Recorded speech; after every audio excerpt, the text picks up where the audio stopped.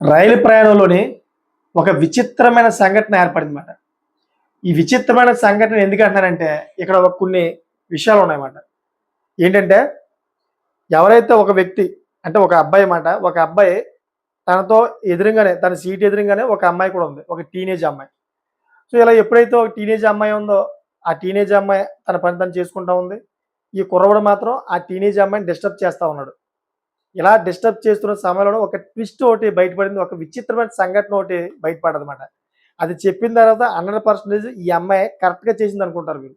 ఎందుకంటే మొత్తం సోషల్ మీడియానే షేక్ చేసేస్తుందన్నమాట ఆ వీడియో. అటువంటి విషయాన్ని చేసింది. అంత ధైర్యంగా అయితే ఆ మగపిల్లాడు ఎవరైతే ఉన్నారో ఆ కుర్రవాడికైతే బుద్ధి చెప్పింది ఆ అమ్మాయి. అసలు ఏం చేసిందనే విషయంలో ప్రతిది కూడా మీకు pin to pin, point to point చెప్తాను.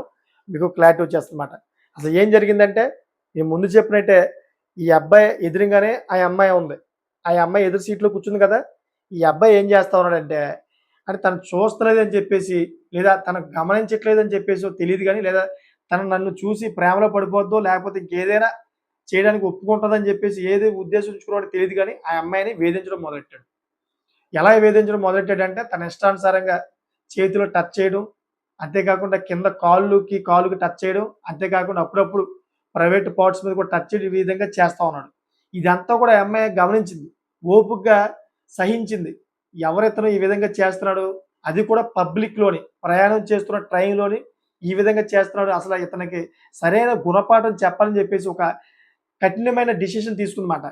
మొత్తం ఎవరైతే అక్కడ ప్రయాణికులున్నారో, ప్రయాణికులందరూ కూడా అలర్ట్ చేసింది. చూడండి మీరు ఒకసారి. ఆ అబ్బాయి ఏం చేస్తున్నాడని చెప్పేసి సీక్రెట్‌గా అయితే ఒక ఇద్దరు ముగ్గురికి చెప్పింది. మీరు చూసిన తర్వాత నేను చేసింది తప్పనుకుంటే గనక నన్నే శిక్షించని చెప్పేసి వాళ్ళతో ముందుగానే డిస్కస్ చేసిందన్నమాట. ఇలాగ బాత్రూమ్ గట్టా వెళ్లి మళ్ళీ వచ్చి కూర్చోవడం ఉంటది కదా! సీక్రెట్‌గా వాళ్ళతో మాట్లాడింది. సో, వాళ్ళు కూడా అబ్జర్వ్ చేశారన్నమాట. ఎవరైతే ప్రయాణికులు ఉంటారో ప్రయాణికులందరూ కూడా అబ్జర్వ్ చేశారు. ఇలా అబ్జర్వ్ చేసినప్పుడు ఆ కుర్రవాడు తన ఇష్టానుసారంగా అయితే ఆ అమ్మాయి మీద తాకడం, ప్రైవేట్ పార్ట్స్ మీద గట్టా టచ్ చేయడం గట్టా చేస్తా ఉన్నారు. ఇయన్నీ కూడా స్థానికులు చూసారు. చూసేటప్పటికి స్థానికులు మొత్తం అందరూ కూడా మూకుమ్మడిగా వచ్చి అతన్ని కొడతాకొస్తే, "ఇదే నువ్వు చేసే పనేంటిది? ఇది కరెక్ట్ కాదు. ఒక అమ్మాయిని ఈ విధంగా వేధిస్తావా? నేను పోలీసులకి ఇప్పటికే అప్పజెప్తాం. అదేవిధంగా దేహ శుద్ధి చేసి అప్పజెప్తాం" అని చెప్పేసి అందరూ కూడాను అతని మీద దాడి చేయడానికొచ్చారు. అప్పుడు ఆ అమ్మాయి ఆపిందన్నమాట. ఇతనికి ఈ విధంగా బుద్ధి చెప్పకూడదు. ప్రతి వ్యక్తి కూడాను ఎవరైతే ఈ విధంగా ఆడపిల్లల పట్ల అసభ్యంగా ప్రవర్తిస్తా ఉంటారో, అటువంటి వ్యక్తులకి బుద్ధి వచ్చే విధంగా అయితే నేను ఒక పని చేస్తా అని చెప్పేసి ఆ అమ్మాయి అయితే ఎవరైతే సపోర్ట్ చేశారో వాళ్ళందరికి కూడా చెప్పిందన్నమాట. ఏ విధంగా అంటే, "ఈ వ్యక్తికి నేను లిప్‌స్టిక్ పూస్తాను పెదాలకి. అంతేకాకుండా ఈ ఏది ఐబ్రోస్ ఉన్నాయో ఐబ్రోస్‌కి కాటి పెడతా ఉంటాను. అంతేగాని బొట్టు పెడతాను. బుగ్గ మీదేమో చుక్క పెడతాను.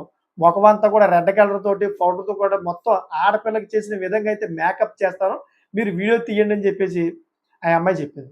ఎప్పుడైతే ఇలా ఆ అమ్మాయి చెప్పిందో స్థానికులు సరే అని చెప్పి, ఇంకా ఆ అమ్మాయి ధైర్యం చేసింది కదా అని ఆ అబ్బాయికైతే వీడియో తీయడం మొదలుపెట్టారు. ఈ అమ్మాయి ఇంక మొత్తం ఆ అబ్బాయికి లిప్‌స్టిక్ ఏసింది.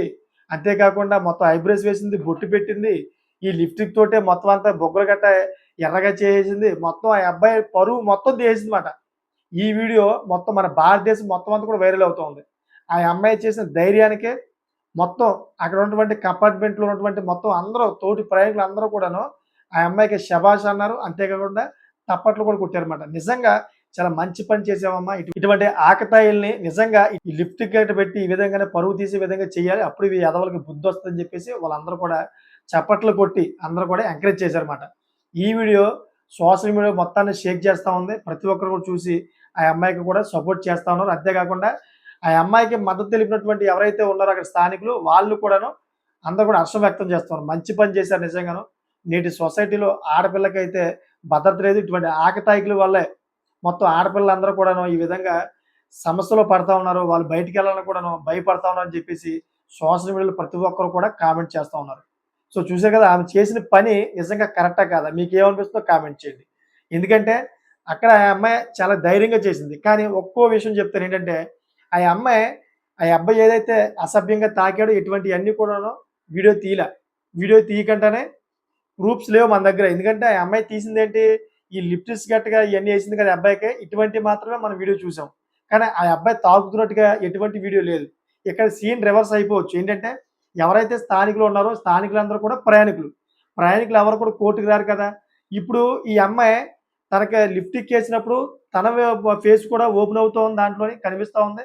అంతేకాకుండా ఆ అబ్బాయి ఫేస్ కూడా కనిపిస్తా ఉంది. ఆ అబ్బాయి ఏం చేస్తాడు, నెక్స్ట్ ఏదైతే సిచ్యువేషన్ జరిగిందో ఆ సిచ్యువేషన్ అంతా కూడా చిత్రీకరించింది కదా, ఆ వీడియోని తీసుకెళ్ళి కోర్టులో వేస్తే ఈ అమ్మాయి బుక్ అయిపోద్ది. 100% చెప్తున్నాను.